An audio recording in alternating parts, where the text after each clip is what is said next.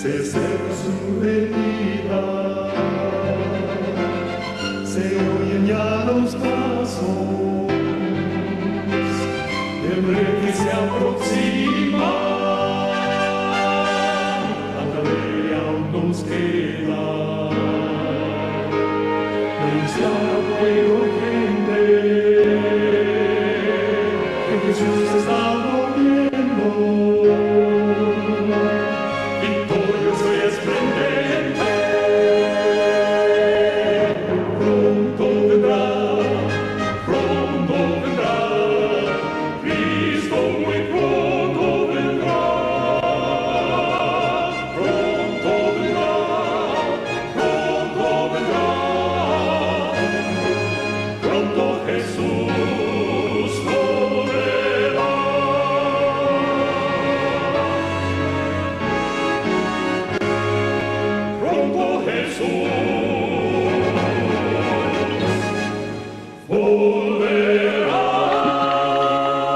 Amado Padre, en el nombre de tu Hijo Jesús, te damos gracias por el privilegio que tenemos de poder compartir tu palabra, de este panel, Señor, de poder tener varias perspectivas, Señor, del tema, y te rogamos, Señor, que tú estés con nosotros, que guíes nuestras palabras, y sobre todo, Señor, que nos infundas a cada uno, Señor, ese amor que tú nos das, a los oyentes también, y esas ganas de estudiar y de conocer más de ti, Señor, para que tú, Señor, habites en nosotros totalmente, Señor, y que sea anunciado el Evangelio al mundo y que pronto puedas venir a buscarnos.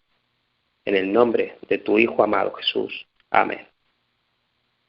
Amén. Amén, amén, amén.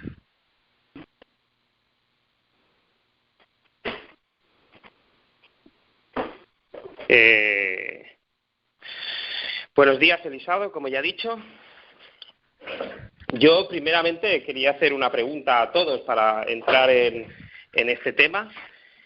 Para vosotros, ¿qué es el amor de Dios hacia nosotros, hacia el mundo? ¿O en qué se ha manifestado? Serían dos preguntas, quizás. Bueno, Oscar, bueno, entraría, no, discúlpame, yo creo que le estaba quitando la palabra a los hermanos.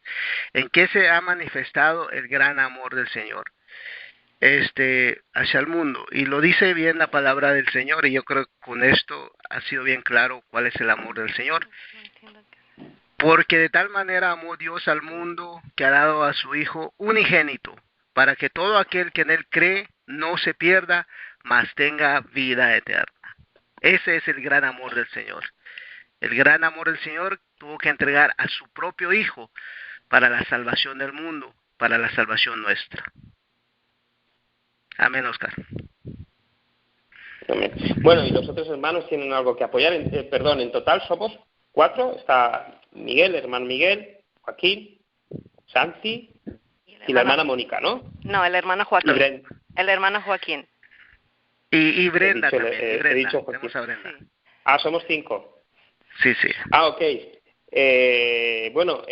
¿Alguna aportación más?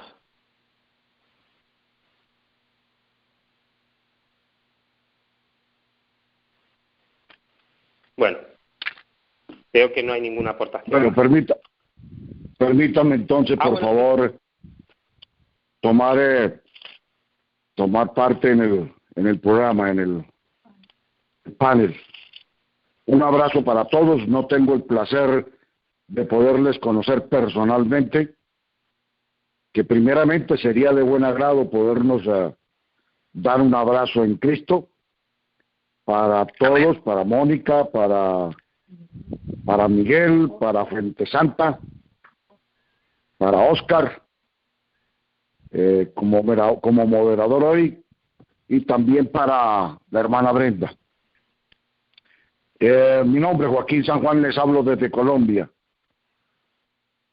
Y la pregunta ciertamente todo tiene una respuesta bíblica. Y es la que acaba de traer a colación el hermano con respecto al verso de Juan 3:16.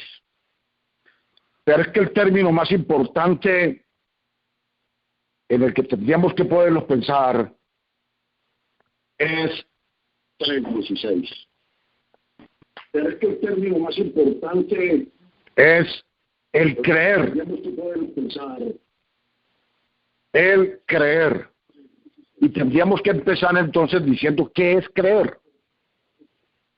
Porque normalmente la gente del común, el creer no es más que simplemente tener una oportunidad. Y las oportunidades de Dios no son iguales a las oportunidades que el mundo nos brinda.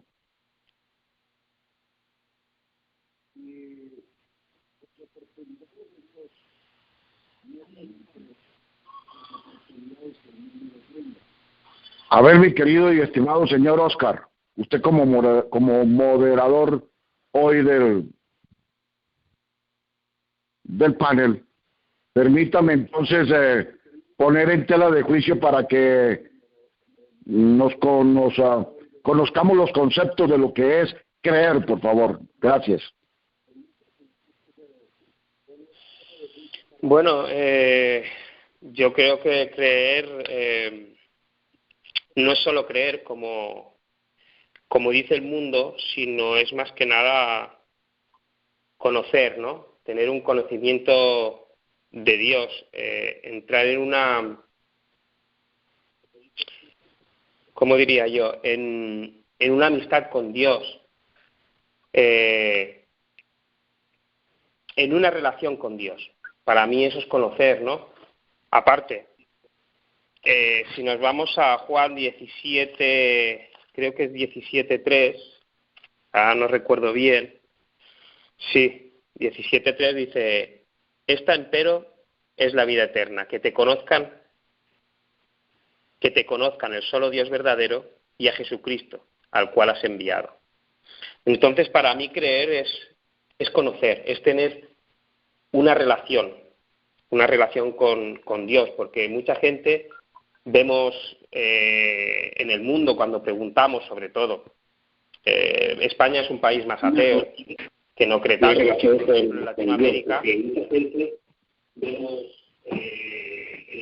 En Latinoamérica sí se cree, son más creyentes, pero cuando preguntas normalmente la gente dice que cree, pero no tiene una relación con Dios. Para mí eso no es creer, para mí creer es tener una relación con Dios y que Dios esté constantemente transformando tu vida. Para mí eso es creer. Sí, también yo quería agregar un poquito a lo que dijo Oscarito. Si nosotros, como él dice, lo único es conocer al Señor, es simplemente si aceptamos su palabra y la voz de Él mediante el conocerlo todos los días, entonces nuestro crecimiento de fe, de creer en Él, nos ayuda a creer en Él, porque si nosotros no dudamos de Él, entonces deshonramos su nombre y nos olvidamos de las preciosas promesas que Él nos dio. Cada día con Dios hay algo bien lindo donde dice, quiere que creamos con Él con fe resuelta. Hay quienes dicen creo y desean recibir todas las promesas que se otorgan sobre la base de la obediencia. Mientras claman el cumplimiento de todas las promesas de Dios, no hacen las obras de Cristo. Bueno, pero no deshonramos al Señor si nosotros dudamos de Él. Y eso no queremos. Oscarito. Amén, Brenda. Mira, yo veo un ejemplo. Mira, voy a poner un ejemplo. Los discípulos caminaron con Cristo 3 años y medio, ¿no? O 3 años, ¿no? Uh-huh. Pero vemos que algo ocurrió los 10 días antes de Pentecostés. Ellos comprendieron que habían deshonrado a Dios porque decían que sí que creían, pero en realidad no, aunque hubo transformación en ellos durante esos 3 años y medio, pero no hubo la transformación que tenía que haber habido. Cuando después de ser crucificado, resucitado y después que esperaban ese poder de lo alto, fue cuando se dieron cuenta de cuántas veces habían deshonrado a Dios. Y fue el momento que más cambió sus vidas, ¿no? Yo creo que ahí es cuando ellos creyeron de verdad. Antes, aunque creían algunas cosas, no lo habían creído realmente. Y es algo que creo que ocurre hoy en día. Hasta que nosotros no entremos en esa dinámica de esos 10 días antes de Pentecostés, el Señor no podrá derramar su Espíritu. Porque en realidad, con perdón y con todo el respeto, y lo digo por mí también, yo no quedo excluido de esto. En realidad creo que creemos en cierta forma y el Señor está transformando, pero nos falta algo. Algo nos falta para que el Señor pueda hacer lo que tiene que hacer en nosotros y predicar ese Evangelio. Me gustaría hacer una... También hay otro concepto que el hermano ha dicho en Juan 3:16, que es muy claro, que es el de creer, pero hay algo también más, que quiero que vosotros me deis vuestra opinión. Dice, vuelvo a leer el versículo, porque de tal manera amó Dios al mundo que ha dado a su Hijo unigénito, para que todo aquel que en Él cree no se pierda, mas tenga vida eterna. Para mí otra cosa importante es que dio a su Hijo unigénito. Amén. Recordemos que está en esta manera de que está hablando de que ha dado a su Hijo, lo está diciendo antes de que su Hijo se reencarnara.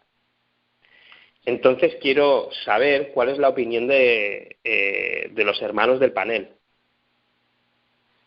Espero que... Permítame. Gracias, permítanme. Oscar, Este término creer... Perdón, tenemos a la hermana Santi. Yo creo que ella iba a dar una aportación. Recuerda que tenemos a la hermana Santi también. Disculpe la interrupción. A ver, gracias. Que somos unos cuantos. Pues, perdón, Joaquín, que hable si quiere la hermana Santi y luego damos paso a Joaquín, perdón. Gracias. Quisiera hacer una puntualización. Me gustaría diferenciar entre dos conceptos, dos palabras, fe y confianza. Creer y confiar. La palabra de Dios dice que los demonios creen y tiemblan. Ellos creen en Dios, pero no confían en Dios. No se ponen de su parte. En el versículo de tal manera amó Dios al mundo que ha dado a su Hijo unigénito, en ese versículo Dios muestra la esencia de su ser, de lo que Él es. Es amor. Todo lo que Él hace, todo lo que Él propone, todo lo que Él dictamina, todo está dirigido y conducido por el amor. Esa es su esencia. Los 10 mandamientos no son otra cosa que la expresión puntual en 10 puntos del inmenso amor de Dios. Porque si todos observáramos esos 10 mandamientos, no existiría ningún problema en la tierra. Es la máxima expresión del amor de Dios. Entonces, una cosa es creer en Dios y otra creer a Dios o confiar en Dios. Creo que son dos conceptos diferentes. Yo puedo creer en mi vecino, pero él se me acerca y me dice, pues no sé, me pide que agarre, qué sé yo, un reptil que tiene en la mano. Yo le creo a él, me dice que ese reptil no me va a hacer nada, pero ahora tengo que creer en él y saber que ese reptil no me va a hacer daño. No sé si he conseguido explicarme. La diferencia entre creer y confiar. Son dos conceptos distintos, pero que tienen una similitud o que van unidos, agarrados de la mano. Bueno, es lo que quería puntualizar. Adelante, Joaquín. Muchas gracias. Ciertamente, mire, la palabra creer tiene una connotación supremamente especial. Y para comenzar mi intervención quisiera decirle que en el libro de Romanos, capítulo 10, verso 16, dice el Señor: mas no todos obedecieron el Evangelio, pues Isaías dice: Señor, ¿quién ha creído a nuestro anuncio? Y también en 1 de Pedro 4, 17, porque es tiempo de que el juicio comience por la casa de Dios, y si primero comienza por nosotros, ¿cuál será el fin de aquellos que no obedecen el Evangelio de Dios? La Biblia dice que no todos obedecen el Evangelio, y está predicho cuál será su fin, o su final. En 2 de Tesalonicenses, capítulo 1, versos 7 y 8, y a vosotros que sois atribulados, daros reposo con vosotros cuando se manifieste el Señor Jesús desde el cielo con los ángeles de su poder, en llama de fuego, para dar retribución a los que no conocieron a Dios, ni obedecen el Evangelio de nuestro Señor Jesucristo. Estos versos no solo se aplican a los incrédulos, mis hermanos, sino también a nosotros, los que nos hemos considerado creyentes y que debemos andar conforme a la verdad del Evangelio. Gálatas 2:14 es explícito. Es tan importante creer en el Evangelio como obedecerlo. Ahí está la razón. Es tan importante creer en el Evangelio como obedecerlo. El Evangelio no es solo teórico, es también práctico. En Santiago 1:22, el Señor nos dice: pero sed hacedores de la palabra, y no tan solamente oidores, engañándoos a vosotros mismos.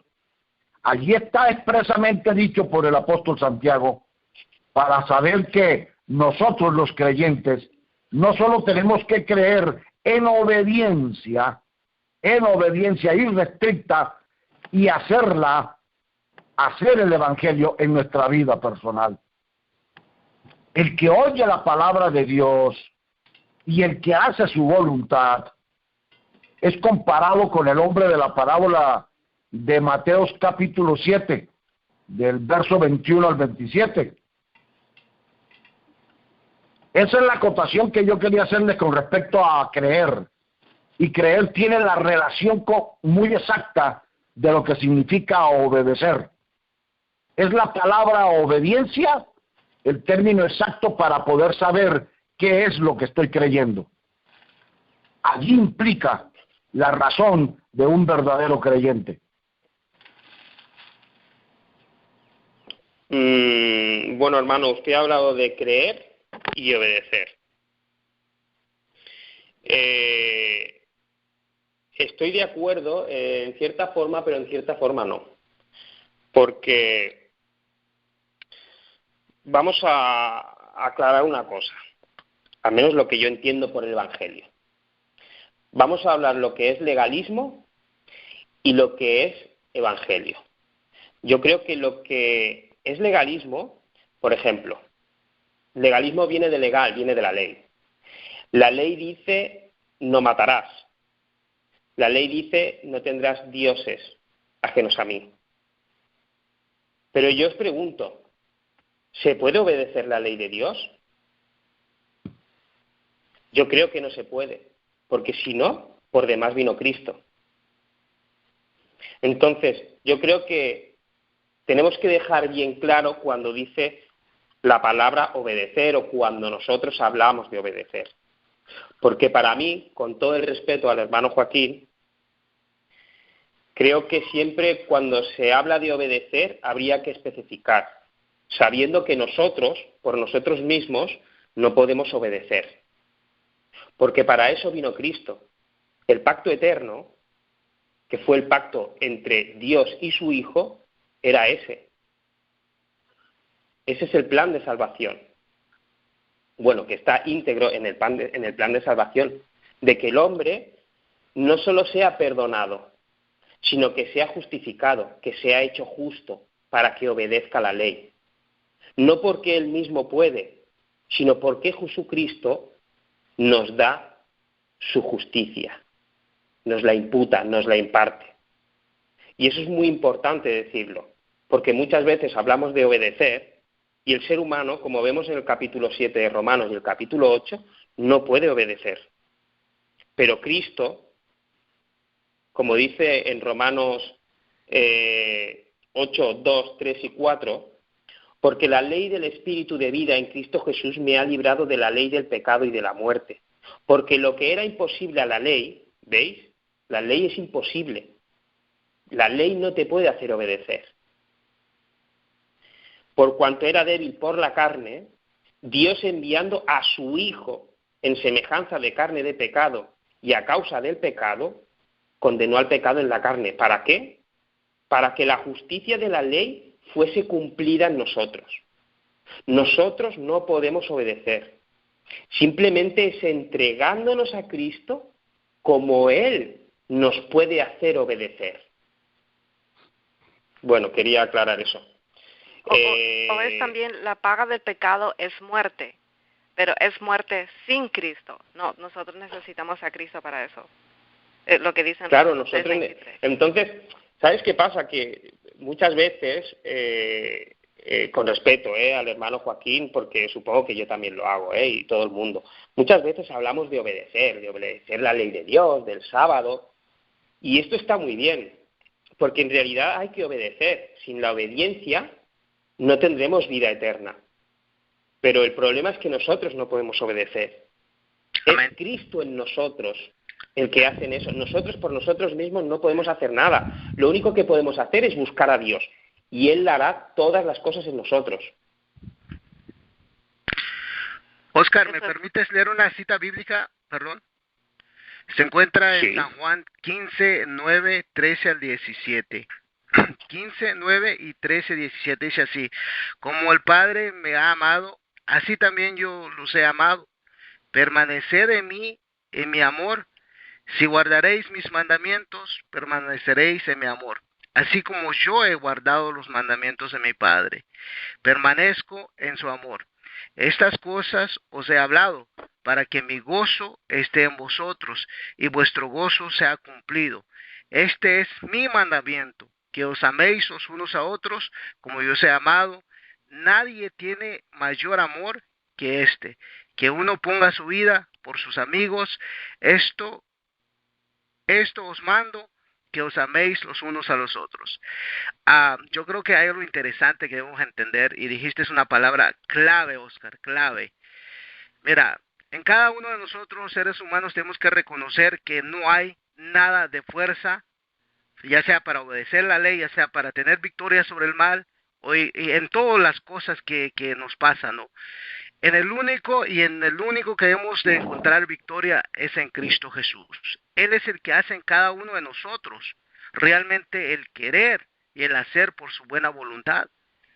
Realmente, como tú acabas de decir, algo tan sencillo y tan simple, de que si nosotros no nos entregamos completamente al Señor Jesús, no va a haber esa obediencia. Si Cristo no habita en nuestros corazones, si Cristo no es el que vive en nuestros corazones, va a ser tan difícil obedecer la ley del Señor. Muy de acuerdo contigo. Mira, yo creo que para comprender eso que hemos hablado, de que nosotros por nosotros mismos no podemos obedecer, hay algo que sucedió, perdonadme que lo recalque, algo sucedió en 1888. Y lo que rechazaron, estamos hablando, el obedecer, estamos hablando de la justicia de Cristo en nosotros. Esa es la única manera que el Señor nos hace obedecer. Y ahí vino 1888. Como hay citas de Ellen White que dice que se había hablado mucho de la ley, pero faltaba la fe de Jesús, faltaba el Evangelio, la fusión de la ley con el Evangelio, con la fe. Y ahí es donde entró en 1888 ese mensaje de la justificación por la fe enviado de parte de Dios a través de Waggoner y Jones. Mira, lo voy a leer para que se pueda, porque estamos hablando de obedecer y de obedecer la ley de Dios. Y en la cita que siempre leemos los sábados en el panel sobre el boletín de la Conferencia General de 1893, siempre la leemos. Dice así: en su gran misericordia el Señor envió un preciosísimo mensaje a su pueblo por medio de los pastores Waggoner y Jones. Ese mensaje tenía que presentar al sublime Salvador, el sacrificio por los pecados de todo el mundo, de una forma más destacada ante el mundo. Tal mensaje presentaba la justificación por la fe en el garante, invitaba a la gente a recibir la justicia de Cristo, que se manifiesta en la obediencia a todos los mandamientos de Dios. Esa es la esencia del mensaje, la justicia de Cristo que se manifiesta en la obediencia a los mandamientos de Dios. Continúa, dice: muchos habían perdido de vista a Jesús, necesitaban dirigir sus ojos a su divina persona. Y voy a saltar hasta el último párrafo. Es el mensaje del tercer ángel, que debe ser proclamado en alta voz y acompañado por el abundante derramamiento de su espíritu. Yo creo que aquí hay algo clave. Dice la justicia de Cristo que se manifiesta en la obediencia a los mandamientos de Dios, pero hay otra cosa. Dice que muchos habían perdido de vista a Jesús y necesitaban dirigir sus ojos a su divina persona. Eso es lo que hace este mensaje. ¿Sí? Si nosotros rechacemos ese mensaje, es que muchos hemos perdido de vista a Jesús. Nosotros estamos esperando la lluvia tardía. O intentamos proclamar el Evangelio sin la lluvia tardía, que no sé si es peor todavía. Yo creo que deberíamos de comprender mejor estas cosas, de estudiarlas, de ver si estas cosas son así, porque si es una realidad que muchos habían perdido de vista a Jesús. Y este mensaje que nos hacía, nos dirigía a Jesús, porque este mensaje es Cristo mismo. Si nosotros lo rechacemos, es que todavía hemos perdido de vista a Jesús. Y es algo, y ese Jesús es el amor de Dios, como bien dice Juan 3:16. Y sería interesante, incluso, aparte de interesante, necesario, que nosotros, como adventistas del séptimo día, o si no como adventistas, sino como cualquier cristiano en el mundo, debería estudiar este preciosísimo mensaje que Dios envió, porque lo dio para algo, para la preparación del pueblo, porque se estaba predicando la ley y la obediencia, pero no se estaba predicando la justicia de Cristo, la fe de Cristo, el Evangelio. Y eso es lo que necesitamos, la fusión de la ley con el Evangelio. Y eso es a lo que viene este mensaje. Así que lo que quiero decir es que cada uno de nosotros estudiemos este mensaje. Si es venido de Dios, será por amor nuestro y será para bendición. Pero en realidad, siguiendo con el tema, nadie me respondió la pregunta. Si os habéis fijado, hemos hablado de creer y de la obediencia, pero nadie me ha dado una respuesta en cuanto ha dado a su Hijo unigénito. Bueno, hay un versículo, Oscarito, en Proverbios 8, 22, 23, donde se puede contestar tu pregunta. Jehová me poseía al principio, ya de antiguo, antes de sus obras. Eternamente tuve el principio, desde el principio, antes de la tierra, antes de los abismos, fui engendrada.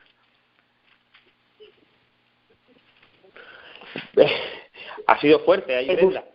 Sí, hay algunos hermanos que que dicen que estos versículos simplemente se refieren a la sabiduría. Pero si nosotros nos vamos a Patriarcas y Profetas, no sé si es la primera o la segunda página, cita este versículo y la mensajera dice que se refiere a Cristo. Así que una de las esencias también del mensaje de 1888, aunque muchos la niegan, es que ellos creían y predicaron que Jesús fue engendrado en algún momento de la eternidad.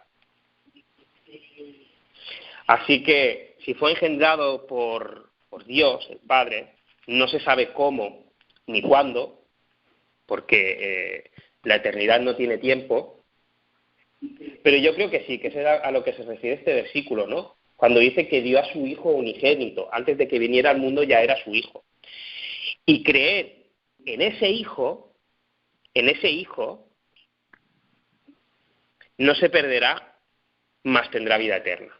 Yo creo que es la esencia, aparte de creer, saber quién era el Hijo unigénito, ¿no? Las dos partes creo que son importantes. No sé si algún hermano tiene algo que opinar referente a esto. Sí, mire, con todo respeto, por favor, voy a retomar la palabra creer, que se revierte en obediencia y se revierte también en temor. En el libro de Apocalipsis 14:6, el ángel que vuela por en medio del cielo con el Evangelio eterno está exhortando a todos los moradores de la tierra a que teman a Dios, del versículo 7. El temor a Dios implica creer y obedecer. El temor a Dios implica el creer y obedecer. Primero, tener un respeto profundo y reverente hacia Él. Lo leemos en Éxodo 20:20. Y Moisés respondió al pueblo: no temáis, porque para probaros vino Dios, y para que su temor esté delante de vosotros, para que no pequéis. El creer, el obedecer y el temor. Segundo punto, estar agradecidos de Él. En el libro de Hebreos, capítulo 12, verso 28, dice el Señor: así que, recibiendo nosotros un reino inconmovible, tengamos gratitud y mediante ella sirvamos a Dios, agradándole con temor y reverencia. Podríamos agregar respetar su voluntad para leer Isaías 11, versos 2 y 3, o Jeremías 32, versos 39 al 40. Obedecer sus mandamientos, Génesis 22:12, o Deuteronomio 5:29.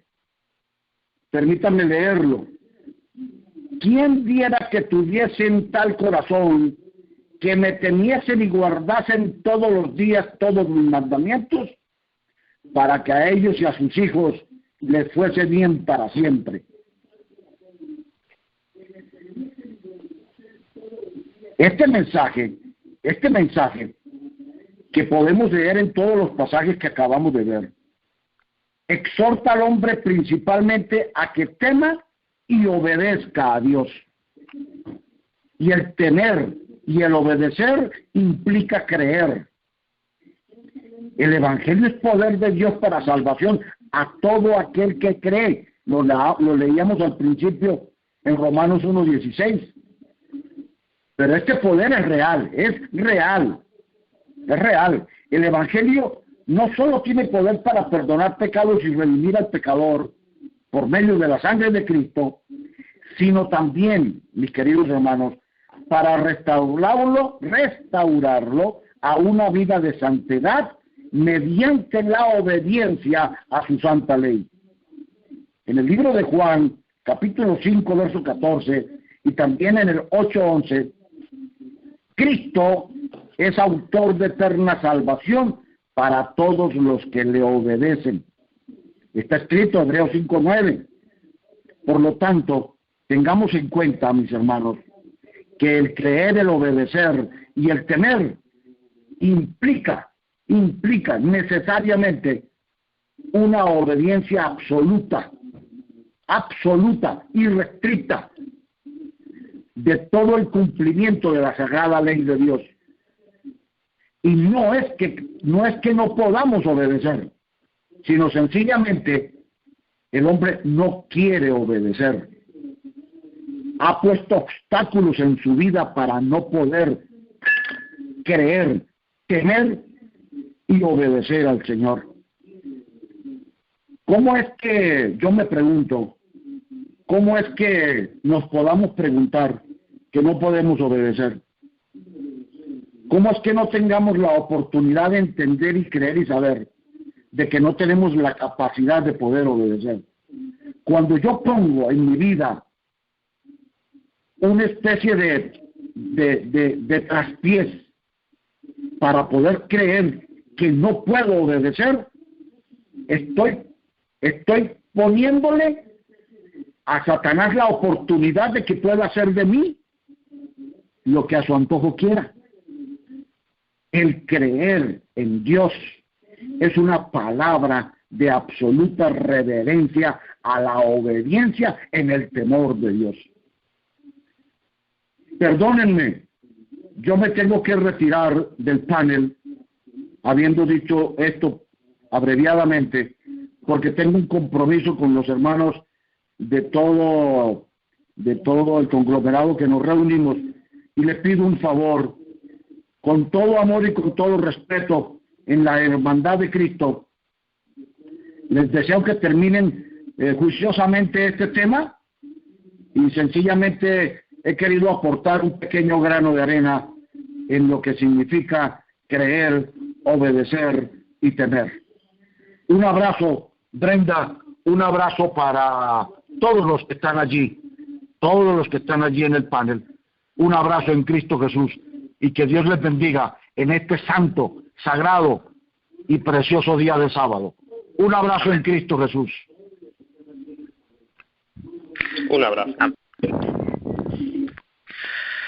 Bueno, Oscar, yo quisiera responder al hermano, aunque se ha ido.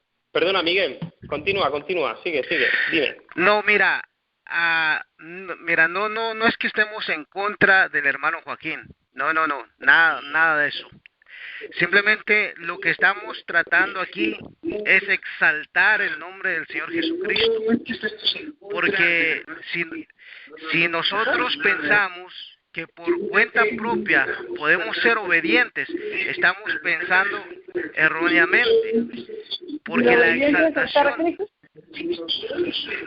la exaltación siempre es Cristo que hace la obra en cada ser humano. Bueno, hay pasajes aquí, ¿no? Adelante, Oscar. You have 4. Sí, gracias, Brenda, ahora se oye mejor. Sí, gracias, no se escuchaba. Miguel, yo estoy contigo. Yo creo que, perdón, tú dices que no estamos en contra del hermano. Yo creo que hay un concepto aquí muy... Lo voy a explicar de una manera simple. Yo creo que el legalismo, que tiene que ver con la ley, es aquello que te dice lo que no puedes hacer. Y el Evangelio es lo que hace Cristo por ti. Nosotros por nosotros mismos no podemos obedecer la ley, porque si fuera así, como dice el hermano, y con perdón y con todo el respeto, y espero que luego oiga esto, ¿por qué vino Cristo? ¿Por qué vino Cristo? ¿Simplemente para perdonar nuestros pecados, que es lo que piensan los evangélicos? ¿Y que en la cruz ya se acabó todo el plan de salvación? Porque si en la cruz no se acabó el plan de salvación, entonces tenemos que creer que la santificación, que es la justicia de Cristo puesta en nuestros corazones, que es la obediencia a todos los mandamientos de Dios, viene por lo que está ocurriendo ahora en el lugar santísimo. ¿Sí? No solo está limpiando el santuario en los cielos, sino está limpiando este santuario, este cuerpo, para que pueda habitar Él entre nosotros y en nosotros. Amén. Es muy importante que el pacto eterno al cual habla Hebreos, como ha citado el hermano, creo recordar que está en Hebreos 8 y en Hebreos 10, habla de Jeremías 31. Jeremías 31, del 31 al 33. He aquí que vienen días, dice Jehová, en los cuales haré nuevo pacto con la casa de Jacob y con la casa de Judá. No como el pacto que hice con sus padres, en el día que tomé su mano para sacarlos de la tierra de Egipto, porque ellos invalidaron mi pacto. Bien que fui yo un marido para ellos, dice Jehová. Mas este es el pacto que haré con la casa de Israel después de aquellos días, dice Jehová. Daré mi ley en sus entrañas y la escribiré en sus corazones. ¿Quién lo hace? Amén. Lo hace Dios. No lo tenemos nosotros inerte. Amén. Amén. Yo quería dar un ejemplo. Oscarito, yo quería dar un ejemplo. Sí. Que yo, del caminar con Jesús uno lo entiende. Yo voy a dar un ejemplo a ver si eso está bien a lo que tú estás diciendo, ¿no? Y eso es bien común. Por ejemplo, en parejas. Yo sé y tengo que obedecer porque si no obedezco, la paga del pecado es la muerte. No, yo sé que no, si yo tengo un novio, no puedo tener sexo con él, o si tengo una novia, no puedo tener sexo con él. Porque es romper un mandamiento, no importa cuánto lo arreglen o que esto y que lo otro, no, es un mandamiento y eso es pecado. Pero mi caminar con el Señor, porque yo solo no voy a poder, no quiero hacerlo, pero yo solo no lo voy a poder hacer. Yo necesito a Cristo para que Él me vaya cambiando, no sé cómo lo va a hacer, pero yo sigo caminando con Él, yo sigo hablando con Él, yo sigo siendo amiga con Él, yo sigo dedicando mi vida con Él. El Señor sabe que yo quiero hacer su voluntad. Y en el fondo, cuando uno sigue con Él, de alguna manera, Él cambia nuestros sentimientos, hace que cosas pasen. Y eso es tener a Cristo. Él es el único que lo puede sacar. Yo por mí misma, de repente por un tiempo lo voy a sacar, pero después otra vez no tengo la victoria en Cristo. Yo voy a leer algo que está en la maravillosa gracia. Dice, sin la gracia de Cristo, el pecador está en una condición desvalida. No puede hacer nada por sí, pero mediante la gracia divina se imparte al hombre un poder sobrenatural. Mediante la comunicación de la gracia de Cristo, el pecado es discernido en su aborrecible naturaleza y finalmente expulsado del templo del alma. Oscarito, ¿estamos hablando del mismo mensaje a lo que tú estás diciendo, poniendo este ejemplo? El mismo, es que lo acabas de leer tú en la cita, o sea, es que es eso, nosotros sin Cristo no podemos hacer nada. O sea, los que claman a la obediencia, y solo a la obediencia sin la gracia de Cristo, con perdón, están haciendo lo mismo que los católicos. Los católicos que hicieron en la Edad Media, intentaron imponer un miedo conforme a la muerte para que ellos obedecieran, o más bien obedecieran al catolicismo, ¿no? Y lo que está intentando hacer aquellos hermanos, con perdón, los considero hermanos, y todos tenemos que cambiar conceptos, o sea, yo creo que tenemos que dejar todo aquello que aprendimos, todo, o más bien mirar a ver si todo aquello que aprendimos está bien y caminar en Cristo y, como hablemos la semana pasada, ser como niños cuando viene algo nuevo, escudriñarlo y preguntarle al Señor si eso es verdad. No poner dudas ni poner justificaciones, sino preguntar al Señor si eso es verdad y buscar al Señor para ver si eso es verdad. Pues yo creo que aquellos que claman simplemente a la obediencia están haciendo algo que tenemos como herencia en nuestra carne, aquello que el catolicismo ha inculcado al mundo, y es una de las cosas de ese vino de Babilonia, ¿no? Y yo creo que es muy peligroso, porque intentan infundir un miedo que si no obedeces no vas a tener la vida eterna, pero lo que nos da la vida eterna es Cristo, lo que nos da la obediencia es Cristo. Cristo lo es todo. El mensaje del 88 lo que intenta ensalzar es a Cristo. Amén. Es lo que ensalza a Cristo. Cristo en nosotros, esperanza de gloria. Colosenses 1:27. Es Cristo, Cristo lo es todo. Por eso Dios dio a su Hijo unigénito. Amén. Porque Cristo lo es todo en nosotros. Amén. Y de corazón, Pero, ¿no? Y eso es de corazón, como tú dices. Por eso yo ahora entiendo por qué Satanás no quiso que nosotros entendiéramos el mensaje de 1888. Prácticamente bueno, fue un ataque. sigue sin quererlo. Bueno, pero bueno. Pero es algo que a muy pocos lo pueden entender o muchos lo pueden entender, pero es por eso que Satanás trató de parar ese mensaje, ¿no? Y es tan importante entenderlo, que realmente la justicia de Cristo.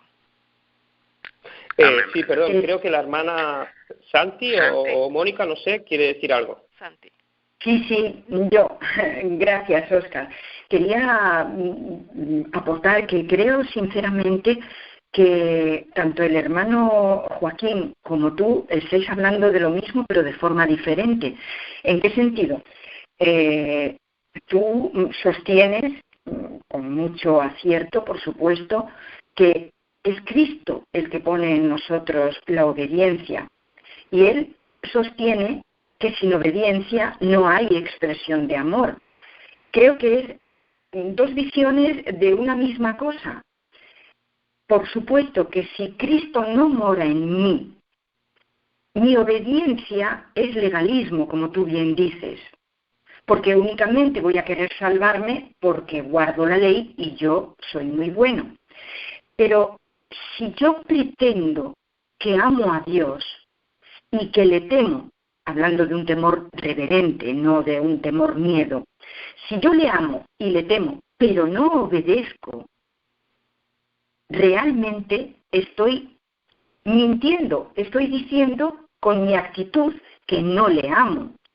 Porque yo puedo pretender amar mucho a mis padres, pero si mis padres me dicen algo, me dan una orden y yo desobedezco, estoy demostrando falta de amor hacia ellos. O sea, creo que estáis hablando de la misma cosa. Y me gustaría, Óscar,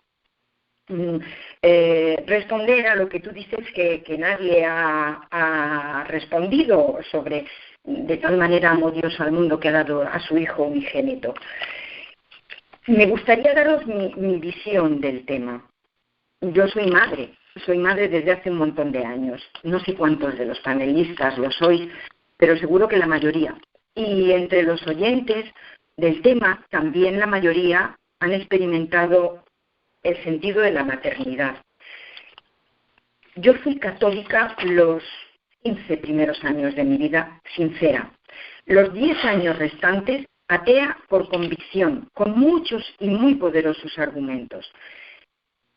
Cuando conocí a Dios, al Dios de la Biblia, yo ya era madre. Y sabéis, mi experiencia, cuando yo entendí el amor del Dios bíblico, que no tiene nada que ver con el Dios del catolicismo. Yo decía que era justiciero y vengador, el Dios del catolicismo. Cuando yo descubrí al Dios de la Biblia, su amor infinito, ¿sabéis cómo conseguí comprenderlo? Recuerdo que durante mis primeros años de maternidad, cuando yo era atea, recuerdo en la Guerra de los 6 días, creo que fue, no, en la Guerra de los 6 días no, fue del Vietnam, en la Guerra del Vietnam, una niñita que iba corriendo despavorida con la piel hecha jirones. Como no creía en Dios, yo no pude pedirle a Dios nada porque yo no creía en su existencia. Pero mi angustia era que si se producía una guerra aquí en España, mis hijos me sobrevivieran, que yo muriera en un ataque y mis hijos quedaran solos y desamparados, que yo no estuviera allí para poder abrazarlos, consolarlos. Eso me angustiaba. Cuando yo conocí a Dios, entonces comprendí este texto, lo comprendí en su magnitud, porque, ¿sabéis? Yo soy una persona que me considero medianamente valiente. Si yo veo a alguien ahogándose, metido al río, a intentar rescatarlo, aún sabiendo que esas aguas turbulentas podrían acabar con mi vida y con la de la persona que quería salvar, yo me tiraría, pero nunca lanzaría a uno de mis 2 hijos a rescatarlo. Nunca pondría en peligro la vida de mis hijos, porque mi amor, y mi amor es un amor humano, es un amor miserable, es un amor pequeño comparado con el de Dios, no me permitiría poner en peligro la vida de mi hijo. Entonces yo dije, Padre, ¿cuánto tienes que amar a la humanidad? ¿Cuánto me tienes que amar a mí? Porque que tú hayas engendrado a un hijo, como yo los he engendrado a los 2 que tengo, que tú lo hayas engendrado, que lo hayas traído a la vida y que luego lo hayas sacrificado, porque tú que eres omnipotente y omnisapiente, sabías cuánto él iba a sufrir, cuánto lo iban a humillar, cuánto lo iban a denostar y cómo finalmente iba a morir angustiado por el peso de mi pecado. Qué grande, qué inmensa magnitud tiene que tener tu amor para que hayas sido capaz de pasar por esa angustia enorme de ver morir a tu hijo. Para mí, queridos hermanos, para mí esta fue la definición máxima del amor de Dios.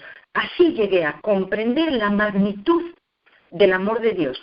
Y Elena, nuestra profeta, nos dice que en la vida eterna no nos bastará toda la eternidad para comprender, para tener una cabal comprensión del amor de Dios. Creo, hermanos, que habéis titulado este tema El amor de Dios hacia el hombre. Y para mí fue tan sublime esa comprensión que he querido compartirosla. Adelante. Amén.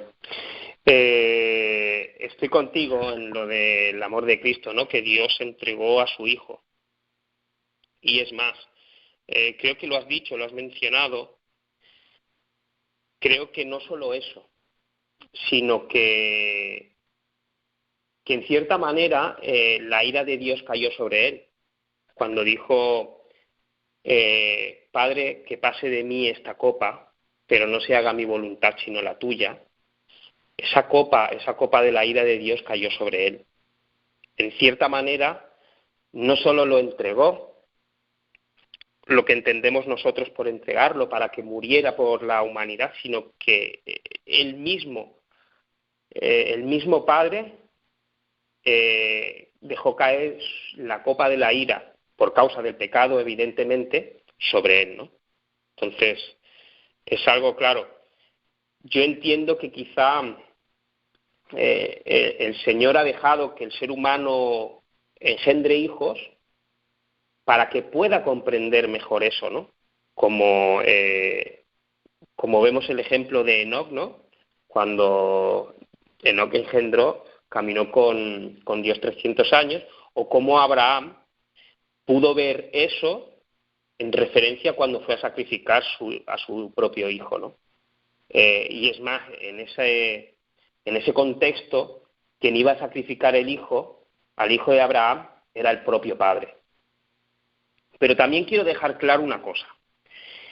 Cuando hablamos de obediencia, que creo que aquí tiene que ver el amor de Dios, porque a veces hablamos de obediencia como si el ser humano tuviera algo que ver, como si el Evangelio fuera el 80% algo que hace Dios en nosotros y nosotros tenemos el 20%.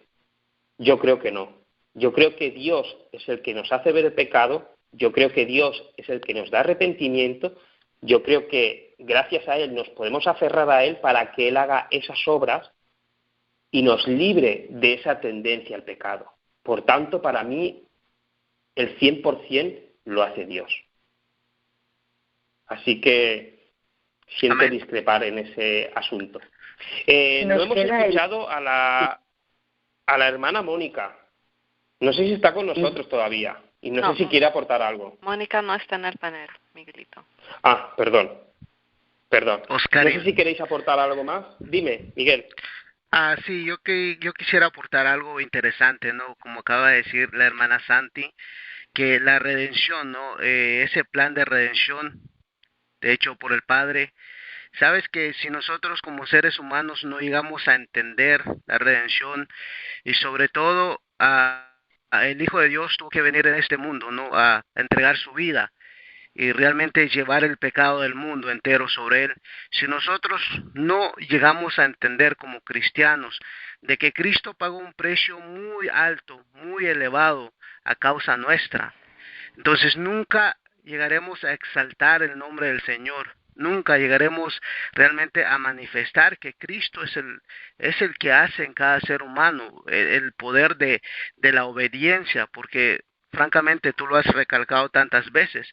Solo en Cristo podemos encontrar ese querer realmente hacer la voluntad de Dios. Quiero leer algo interesante aquí, dice así: es imposible que escapemos por nosotros mismos del hoyo del pecado en que estemos sumidos. Nuestros corazones es malo y no lo podemos cambiar. Debe haber un poder que obre desde el interior una vida nueva de lo alto antes que el hombre pueda convertirse del pecado a la santidad. Ese poder es Cristo. Únicamente su gracia puede vivificar las facultades muertas del alma y atraer a Dios, a la santidad. Para todos ellos hay una sola contentación. Y esa nos redacta en San Juan 1:29, donde dice: he aquí el Cordero de Dios que quita el pecado del mundo. Entonces, desde ahí nos tenemos que dar cuenta, queridos hermanos, amigos, que la justicia nuestra no es más que trapo de inmundicia. A la luz de la palabra de Dios tenemos que entender claramente que usted y yo sin Cristo no somos nada. Es Cristo que nace la obra en cada corazón, es Cristo que vivifica la vida. Leo en Tito, en el capítulo 2, verso 11 y 3, 4 y 5, dice así: porque la gracia de Dios se ha manifestado para salvación a todos los hombres. Porque la gracia de Dios se ha manifestado para salvación a todos los hombres. ¿Quién es? Cristo Jesús, el Hijo de Dios. Pero cuando se manifestó la bondad de Dios, nuestro Salvador, y su amor para con los hombres, nos salvó no por obras de justicia de que nosotros hubiéramos hecho, sino por la misericordia, por el lavamiento de la regeneración y por la renovación en el Espíritu Santo. Aquí nos damos cuenta claramente que es Cristo, queridos hermanos, nadie más. Es Cristo que hace en el corazón de cada ser humano una renovación tan grande. Y debemos de entender eso. Si no entendemos el gran sacrificio que nuestro Salvador, como dijo Santi hace un momento, ese gran sacrificio que llevó Cristo en esa cruz, esa agonía que tuvo que pasar por salvar a la humanidad, queridos hermanos, por eso hay tanta confusión. Por eso tenemos una mentalidad muy distinta, una visión diferente a la palabra del Señor. ¿Por qué? Porque no hemos aceptado tal cual es el gran sacrificio que Cristo hizo por nosotros. En el momento que llegamos a aceptar ese sacrificio, el momento que leemos que Jesucristo pidiéndole a su Padre, diciendo que si era posible que sacara de él esa copa de agonía, esa copa de peso del pecado, en el momento que nosotros llegamos a entender ese sacrificio, hermanos, amigos, ese momento nos damos cuenta de la desnudez nuestra, que realmente en nosotros no hay nada bueno, sino que tuvo que venir el Hijo de Dios, siendo Dios, a salvarnos en este mundo que estaba ya perdido. Adelante, Oscar. Gracias. Yo quisiera recalcar algo más. Siempre nos enfocamos en la crucifixión de Cristo, y no digo que esté mal, está bien, pero también tenemos que comprender que no solo eso, como bien has dicho tú, Miguel, sino lo que dejó en el cielo para hacerse carne, y lo que pasó durante toda la vida, no solo en la cruz, porque parece que como si viéramos o comprendiéramos que solo fue tentado en la cruz, y no fue así, fue tentado durante toda su vida. Sabemos que en la cruz fue tentado fuertemente. Amén. Pero también tenemos que comprender en la carne que él vino, que vino en la misma carne que nosotros, que también hay mucha confusión respecto a esto. Quiero leer un párrafo que está en Cristo y su justicia, que es un libro de Ellen Joseph Waggoner, de esos mensajeros que en 1888 y años posteriores dieron el mensaje de la justicia por la fe, que fue un mensaje enviado por Dios. Dice así, hablando de Cristo, viene hablando de cómo él fue hecho carne de pecado, como dice Romanos 8:3, carne pecaminosa, que fue tentado en todo como lo fuimos nosotros, como dice Hebreos, creo recordar 2:18, 4:15 y 16. Dice, ¿cómo es que Cristo pudo estar rodeado de flaqueza? Hebreos 5:2. Y sin embargo, no cometer pecado. Algunos han pensado, por lo leído hasta aquí, deberíamos de leer lo anterior, claro, que rebajamos el carácter de Jesús, por denigrarlo hasta el nivel del hombre pecaminoso. Al contrario, estamos precisamente exaltando el poder divino, de nuestro bendito Salvador, quien descendió voluntariamente al nivel del hombre pecaminoso, para que pudiera exaltar al hombre a su propia pureza inmaculada, la cual retuvo bajo las circunstancias más adversas. Su humanidad solamente veló su naturaleza divina, por la cual estaba conectado inseparablemente con Dios, con el Dios invisible, y que fue más que capaz de resistir exitosamente la debilidad de la carne. Hubo en toda su vida una lucha. La carne, afectada por el enemigo de toda justicia, tendía a pecar. Sin embargo, su naturaleza divina nunca albergó ni por un momento un mal deseo, ni vaciló jamás su poder divino, habiendo sufrido en la carne todo lo que la humanidad pueda jamás sufrir. Regresó al trono del Padre tan inmaculado como cuando dejó las cortes de gloria. Cuando descendió a la tumba, bajo el poder de la muerte, no pudo ser retenido por ella. ¿Por qué? Porque no tenía pecado. Y ahora dice una pregunta. Dice, pero alguien dirá, no encuentro consuelo en ello. Perdón, no es una pregunta. No encuentro consuelo en ello. Dispongo ciertamente de un ejemplo, pero no puedo seguirlo, ya que carezco del poder que Cristo tuvo. Él fue Dios aún mientras estaba aquí en la tierra. Yo no soy más que un hombre. Y la respuesta dice, sí, pero puedes tener el mismo poder que Él tuvo, y si así lo deseas. Él estuvo rodeado de flaqueza, sin embargo, no hizo pecado, por el poder divino habitando constantemente en Él. Ahora, escucha las inspiradas palabras del apóstol Pablo, y ve lo que es tu privilegio obtener. Y cita Efesios 3, del 14 al 19.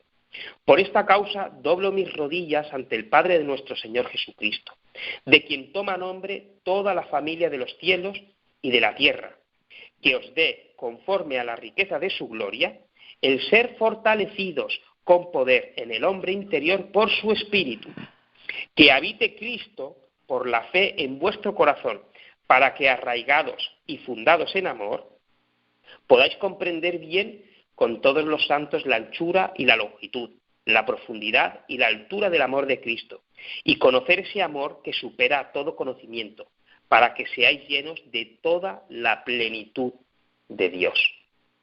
Nosotros podemos ser llenos de esa plenitud y debemos ser llenos para poder obedecer y para poder vencer al pecado. Es la única manera que Cristo habite en nosotros, que esa plenitud de Dios que es Cristo habite en nosotros. Amén. ¿Cuál sería lo contrario de las personas que creen que Cristo no vino, que vino como Jesús con poder? Eso es lo que la gente puede pensar, ¿no? O sea, me pregunto porque todo el espíritu de profecía o todo los libros dicen que Cristo vino, bueno, como es el versículo Mateo 5:48, sed pues vosotros perfectos como vuestro Padre está en los cielos es perfecto. Y en la matutina reflejemos a Jesús, dice, el ideal del carácter del cristiano es la semejanza con Cristo. Como el Hijo del Hombre fue perfecto en su vida, los que siguen han de ser perfectos en la suya. Jesús fue hecho en todo semejante a sus hermanos, se hizo carne como somos carne. Pero entonces tuvo sed, tuvo hambre, se sintió cansado. Pero entonces, ¿qué es lo que piensan algunos? Bueno, algunos creen que como bien ha dicho, cuando Waggoner dice, pero alguien dirá, no encuentro consuelo en eso, dispongo ciertamente de un ejemplo, pero no puedo seguirlo, ya que carezco del poder que Cristo tuvo. Ellos piensan que esa divinidad que tuvo Cristo, nosotros no podemos tenerla. Entonces, y evidentemente no la tenemos, pero podemos ser participantes de la naturaleza divina, como dice segunda de Pedro, creo que 1:4. Y podemos ser participantes y ser llenos de toda la plenitud de Dios para poder vencer. Algunos no creen eso, ¿y qué sucede? Creen que Cristo vino de otra forma, que no vino en carne de pecado, ¿y qué sucede con eso? Que piensan que nosotros vamos a seguir pecando hasta que venga Cristo. Y cuando venga Cristo, no solo va a transformar nuestro cuerpo, sino que transformará nuestra mente. Pero eso no es real. Cristo quiere transformar ahora nuestra mente. Haya pues en vosotros este mismo sentir que hubo en Cristo Jesús. Y después, cuando Él venga, transformará el cuerpo. Espero que haya respondido tu pregunta. Ellos piensan que nosotros no podemos ser perfectos. Pero en Cristo Jesús sí podemos ser perfectos. Eso, ¿qué es lo que ellos creen? Entonces, si Él vino como humano, entonces eso es lo que no entiendo. ¿Ellos qué creen? ¿Que no vino como humano? Bueno, hay varias teorías. Creo recordar que hay 2 o 3 teorías en el adventismo. Una es de que Cristo, cuando habla que vino en carne de pecado, que no tiene la misma carne que nosotros, sino que vino en la carne no después del pecado, sino antes del pecado. O sea, en la misma carne que tenía Adán antes del pecado. Hay otra versión que dice que es un híbrido, que Cristo vino en otra carne diferente, ni antes del pecado ni después. Y hay otra versión que dice que carne de pecado no significa que heredamos pecado, sino que heredamos tendencia. Bueno, ese sería bueno tocar ese tema, ¿no? Porque me parece muy importante entender eso. ¿Sabes qué? Mario tiene una pregunta o no tiene una aportación, Oscarito. Adelante. Feliz sábado, Mario. Hola, feliz sábado, Brenda. ¿Estoy saliendo ahí? Sí, muy bien. Bueno, feliz sábado, Oscar, feliz sábado, Miguelito y Santi, todo el grupo. Sí, me salí de la vaina por decir lo que acaba de decir recién Oscar. Pero a lo que acaba de decir Oscar, quiero agregar un paralelismo respecto de lo que podemos ver como algo, ¿cómo lo explico? Como que Cristo tenía nuestra naturaleza mientras estuvo aquí en la tierra. El mismo hecho que contó hace un rato Oscar, cuando estaba en ese momento de pasión, le dijo: Padre, si es posible, pase de mí esta copa. El pasaje ese termina diciendo: pero no se haga mi voluntad, sino la tuya. ¿Por qué? Porque la voluntad de Cristo, la voluntad de Jesús, no era pasar esa copa. De hecho, que le está pidiendo al Padre no pasar esa copa. ¿Por qué? Porque Cristo era tan humano como yo. Porque Cristo tenía esa misma tendencia humana que tenemos todos, esa misma característica humana que tenemos todos. No querer pasar por ese lugar. Pero le dice, pero que se haga tu voluntad. Cristo, en ese ejemplo que es muy pragmático, porque podemos poner todas las teorías, pero ese ejemplo es muy práctico, es muy real, cuando está dando a entender que Él no es, su voluntad humana no es la misma voluntad del Padre, es distinta. Entonces, que se haga tu voluntad, que sea conforme a tu voluntad. Ese es el ejemplo que nosotros debemos tomar. Reconocernos a nosotros falsos, reconocernos a nosotros muy finitos, y ahí sí acogernos al beneficio que hizo aquel que no tuvo pecado, y sin embargo, como decía también muy bien Oscar, que estuvo lleno de pecado, por lo cual, si bien fue a la muerte, pero la muerte no lo pudo retener, porque él en su real persona no tenía pecado, la muerte no lo pudo retener, y fue exaltado nuevamente al cielo, o a las cortes celestiales, o a los lugares celestiales, con un nombre que es sobre todo nombre, precisamente por eso. Pero tenemos que reconocer que el trabajo que hizo Jesús en su momento, estando aquí en la tierra, nos sirve perfectamente como ejemplo. En otra oportunidad dice, yo no puedo hacer nada, creo que en Juan, yo no puedo hacer nada por mí mismo. O sea, todo lo que hago, lo hago por emanación del Padre. O sea, si el Padre no me lo da, yo no lo puedo hacer. Por mí mismo no lo puedo hacer. Es lo mismo que nos sucede a nosotros. Yo entiendo el hermano que estaba disintiendo en eso, pero también lo explicó muy claro Santi, creo que era Santi, lo explicó muy claro que sí, una vez que estamos en las manos de Cristo, que nos hemos puesto en sus manos, todo lo podemos hacer, podemos guardar la ley perfectamente, podemos ser obedientes perfectamente, pero en Cristo. Sin Cristo no, ahí está el poder del Evangelio. O sea, la buena nueva es esa, que en Cristo lo podemos hacer. Bueno, eso era lo que quería decir, Brenda, y te agradezco por el momentito. Amén. Amén. Brenda, Oscar, nos quedan como 7 minutitos. Bueno, ¿alguien quiere aportar algo más? Bueno, yo quería leer algo rapidísimo. Primeramente quiero leer Primera de Timoteo en el capítulo 1 y 15. Dice así el apóstol Pablo: palabra fiel y digna de ser recibida por todos, que Cristo Jesús vino al mundo para salvar a los pecadores, de los cuales yo soy el primero, dijo el apóstol Pablo. No dijo que de los cuales yo era el primero, sino que dijo yo soy el primero. En otras palabras, debemos entender claro, como dijo el hermano Mario ahorita, sin Cristo no podemos hacer nada, y debemos reconocer que somos pecadores, que necesitamos todos los días la gracia del Señor. Al que no conoció pecado, por nosotros lo hizo pecado, para que nosotros fuésemos hechos justicia de Dios en él.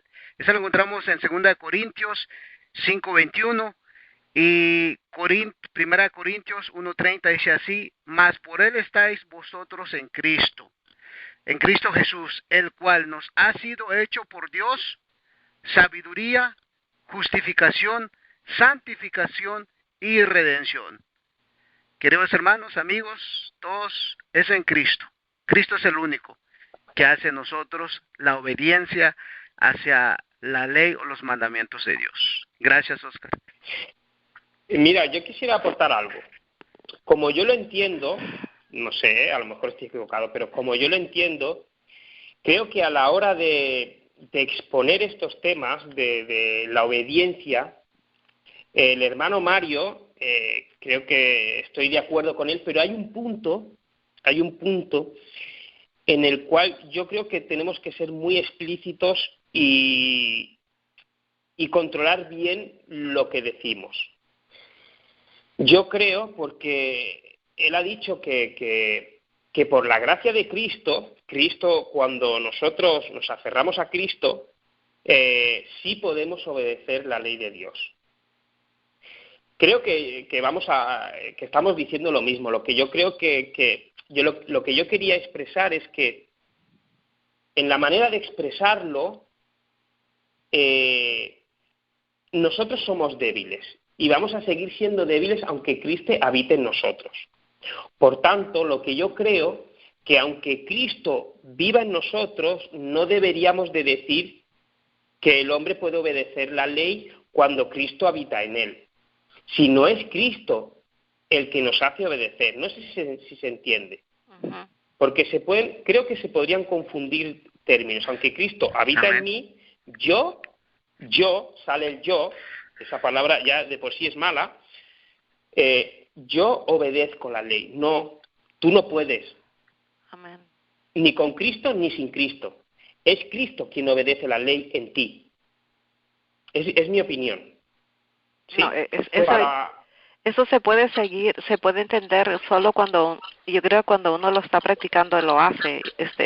Yo no lo entendía por mucho tiempo, Oscarín, pero bueno, Bueno, ojalá todos lo entendamos bien, que sigamos avanzando en la comprensión. Para acabar quisiera, no sé si alguien tiene algo que aportar, pero quisiera leer una cita, está en... Oscar, antes de que termines, se me vino a la mente la idea de la Iglesia Católica, ¿no? Como, por ejemplo, una amiga me comentaba ayer que para obedecer algo, que ella bueno, se tenía que castigar, ¿no? Y parece mentira también, había un hermanito también de la verdad presente que él como que se sacaba las uñas de los pies para experimentar lo que va a pasar al final, ¿no? O bueno, entonces, o otros no para que tenga el Señor perdón, entonces uno como que se castiga a uno mismo sin darse cuenta, no voy a hacer eso, no, o sea, eso también es claro porque es muy semejante a las cosas que a veces Satanás trató de implantar ahora, ¿no? Eso yo creo que viene la idea ahí de lo que tú estás hablando, de que tengo que hacer esto, porque si no, no voy a poder salir de este pecado, algo así, ¿no? No sé si me entiendes.